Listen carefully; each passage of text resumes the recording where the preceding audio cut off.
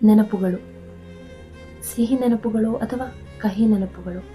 ಕಾಲ ಎಷ್ಟೇ ಸರಿತಾ ಇದ್ರೂ ಕೆಲ ನೆನಪುಗಳು ಮಾಸೋದೇ ಇಲ್ಲ. ಸಿಹಿ ನೆನಪುಗಳು ನಮಗೆ ಆಗಾಗ ನೆನಪಾಗ್ತಾ ಇರಬೇಕು, ಆದರೆ ನಮಗೆಲ್ಲ ಸಿಹಿ ನೆನಪಿಗಿಂತ ಕಹಿ ನೆನಪುಗಳು ಆಗಾಗ ಕಾಡ್ತಾ ಇರುತ್ತೆ. ಬೇಡ ಅನ್ನುವಷ್ಟು ಕಾಡ್ತಾ ಇರುತ್ತೆ, ಮತ್ತೆ ಮತ್ತೆ ಕೊರಗುವಷ್ಟು ಕಾಡ್ತಾ ಇರುತ್ತೆ.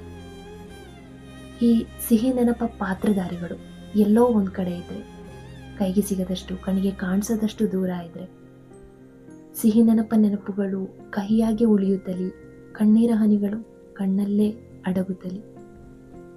ಓ ಎನ್ನ ನೆನಪೆ, ಏನೆಂದು ಹೇಳಲಿ? ನೀ ಸಿಹಿಯಾಗಿ ಉಳಿಯುವೆಯೋ ಅಥವಾ ಸಿಹಿ ನೆನಪಲ್ಲೇ ಕಹಿಯಂತೆ ಕೂರುವೆಯೋ?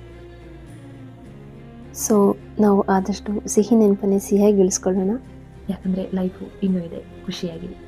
ಶುಭರಾತ್ರಿ.